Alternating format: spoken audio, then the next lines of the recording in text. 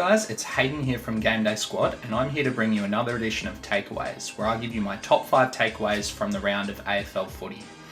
GameDay Squad is Australia's only blockchain-based fantasy sport game. To find out more, head to GameDaySquad.com.au, and I'll also be opening a pack later in the video, so check that out as well. But for right now, let's jump into the takeaways. So takeaway number 1 is that Carlton can get it done without CRIPPS, but only just. I thought Carlton were going to run away with it by 80 to 100 points after their really big first half. They just had so much momentum and it looked like they could do no wrong. But Port were pretty good to be able to get that momentum back. It is really hard to come back when you're getting belted. So I think they did really well to do that, and I don't think they would have been able to do that if CRIPPS was in the team still. It was a great win for Carlton to be able to grind out the win. Carlton of old would not have done that. I mentioned it in the previous video, but yeah, it's the changing of the narrative of Carlton being losers is working. They're becoming winners, and you still got to win games of footy even after Port were able to wrestle back that momentum. They very well could have lost it, but they were able to, keep going. So credit to them. And credit to Port for coming back, but honourable losses don't count for anything. Let Cal know about that in the AFL Fantasy Review show coming out either later today or tomorrow. But if they lose to Port Adelaide next week, watch out Ken Hinkley and watch out Cal, because you're going to be getting more smack. Takeaway number 2 is that the Gold Coast Suns are almost a good footy team. So close, but not quite. Rankin is brilliant at times, starting to get a bit more involved around the ground. Markov and Collins off the half back line is great. Their rebound work is phenomenal. Took Miller, he's really good at breaking lines. You just want the footy in Took's hands. He knows what to do with it. He always makes good decisions, and he gets the ball going forward. Casbolt's turned into an actual forward. Who would have thought? He's been able to get over his yips, and it just really speaks to the importance of your mindset, especially when you're a forward in AFL footy. So his ability to kind of figure out how to stop shanking kicks is, some people don't do it, and he's been able to figure it out. So great to see for a Suns fan. Also loved when they picked up Ellis. Ellis from the Richmond Tigers. It's important to have that winning culture in your team, and I think a mature head like that has been a good addition to the Suns. Ainsworth is great. He's ferocious, and he's also a sharpshooter. If he gets a shot on goal, he normally takes it. I loved there was a little handball play between Holman, Rankin, Chol, and Ellis, where they kind of worked their way through trouble. They could have gotten worried, but they were able to sort it out and still kick the goal, with Ellis kicking the goal.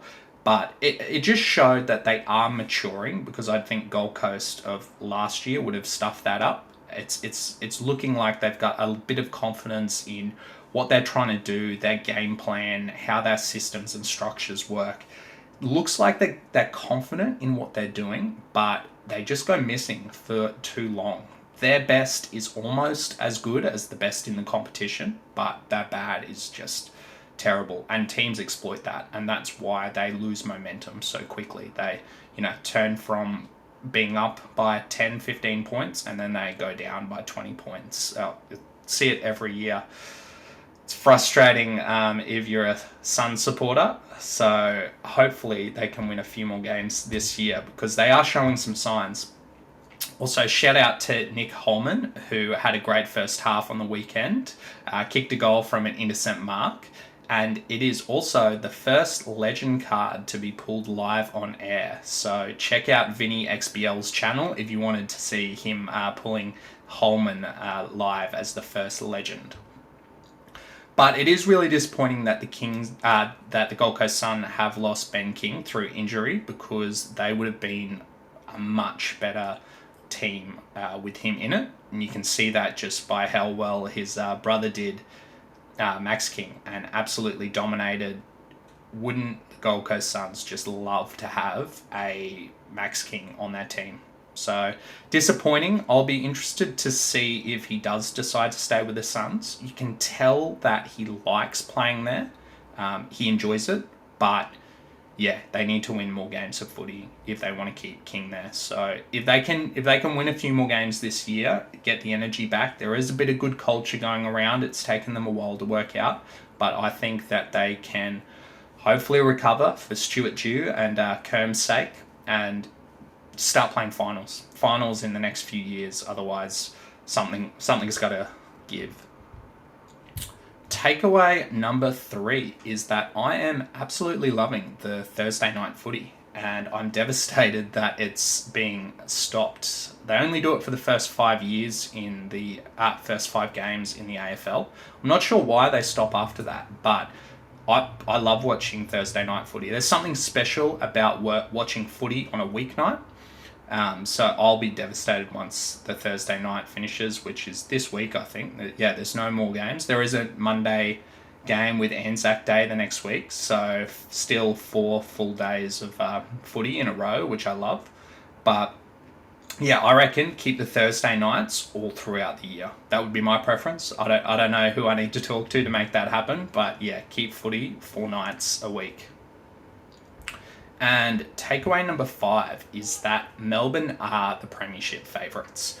Shouldn't be a surprise to many people, but they haven't even played their best footy yet, and they're just cruising through teams. Even when things got a bit close against the Dons and the Suns, they didn't even look like losing. They looked like they were just kind of going slow, and they always had that extra level to turn it on. They did it against Port the other week as well. Like, Port's efforts, they did hold them to only a couple of goals going into halftime, but Melbourne were able to just turn it on. They knew that they were going to win that game, and I think they're going to win a few more games this year, and they've got all the recipe to be a team that goes on and win multiple premierships. They've got elite athletes in every line. That culture is good. There's something to be said where people who are on the fringes, like Wiedemann, there's a couple of others who aren't getting week-to-week games for Melbourne, who could go to other teams and get games there quite easily.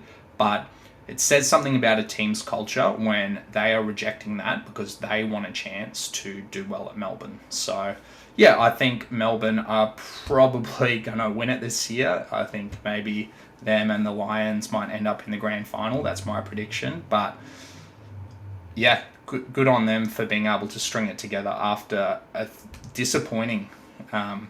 Melbourne fans have been hurt for a long time, so it's nice that they're actually getting a good few years of footy. Takeaway number 5 is that I am loving the way that Sam Mitchell is coaching. The tackling pressure was absolutely unreal on the weekend. Bring your mouthguard to training is what he said to his players, and it worked. The tackling pressure was ferocious. The first 3.5 minutes of the game time, Geelong had no disposals. It was that hot, and they kicked 3 goals as well. So, very interesting style of footy. I'm enjoying watching it. The go, tackle pressure, taking the game on. It's exciting footy to watch. Dylan Moore and Mitch Lewis are sharpshooters with big bags of confidence, and they're going to kick a lot of goals for the Hawks, especially with Bruce and Gunston still down there to guide them. Having mature leaders in your team is quite important, and they've got Sicily down back as well. He's been great this year, just a real measured, good defender who's making good decisions, who, if the ball's coming to him and he should take the mark, he takes it. Yeah, that maturity that Hawks have is kind of rubbing off on some of the younger players. Newcomb's taken his game to the next level. His tackling pressure's great. He just seems to want the footy in his hands, and he's just trying to do something.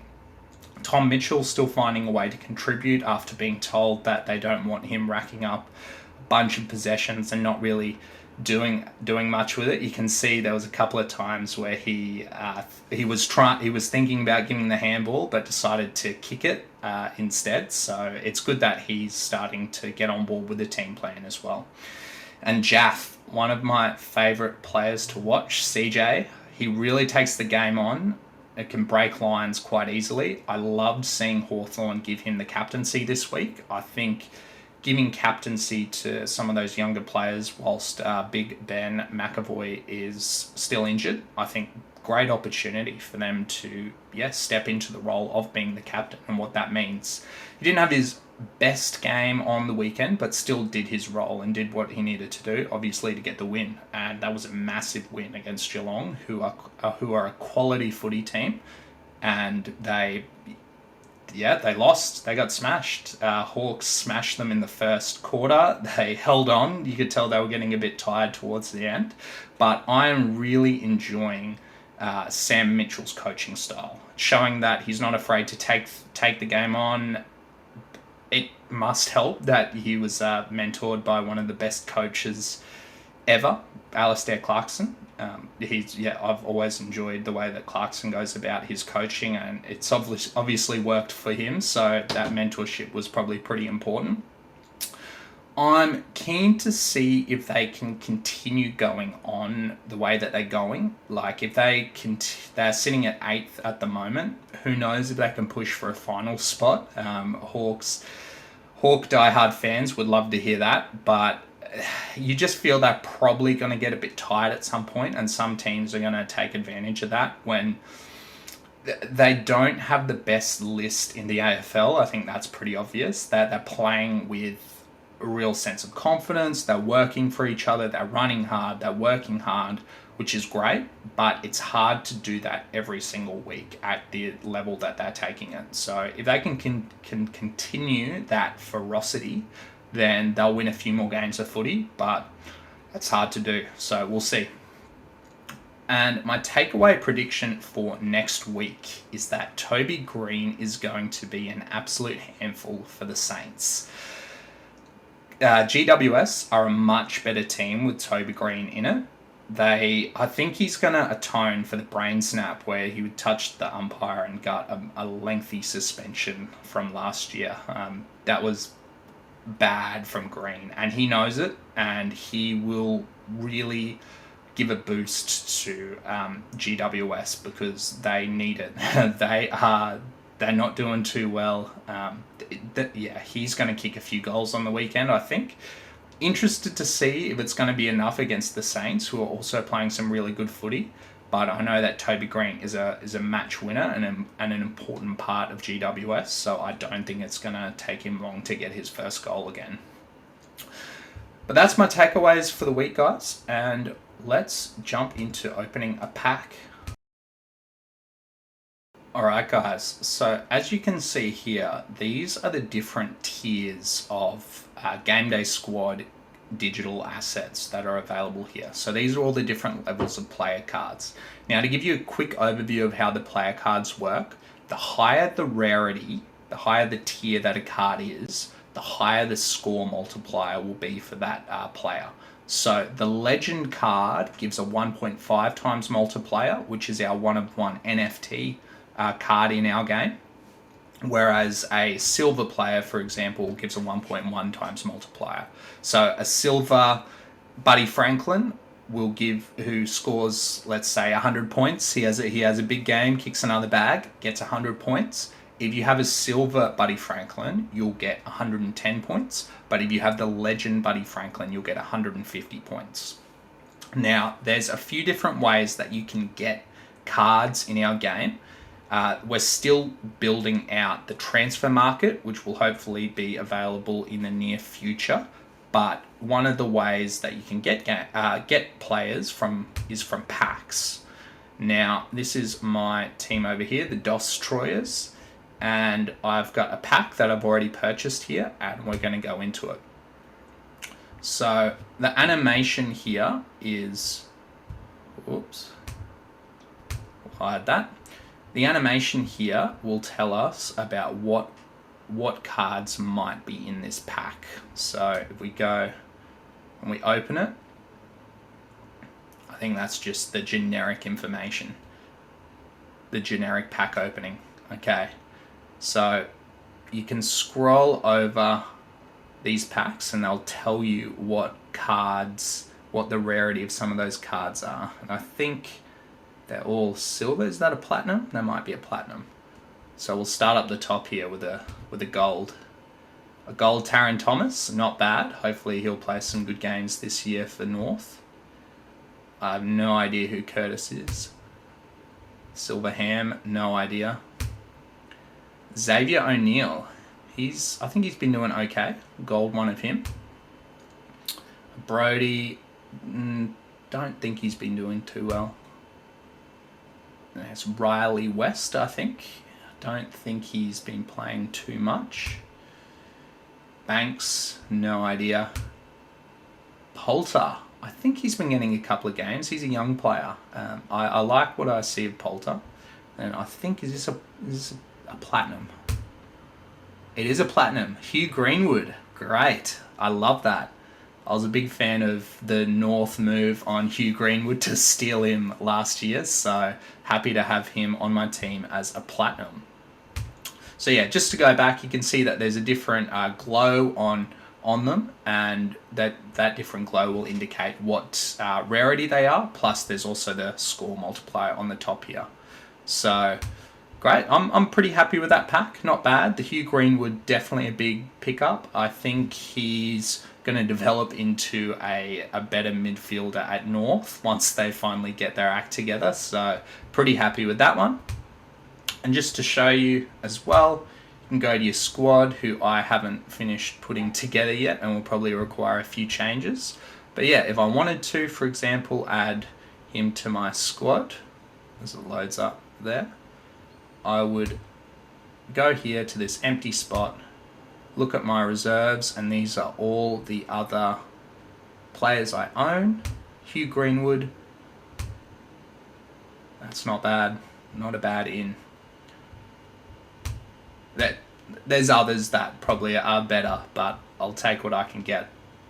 But that's it, guys. Just thought I would show you what a pack looks like. So hopefully you enjoyed, and yeah, hopefully our scoring will be turned on in the next couple of weeks. So yeah, that's something we're very excited about. So coming soon is the scoring and the transfer market. They're the two things that we're focused on building out next, and will hopefully be available to you guys soon.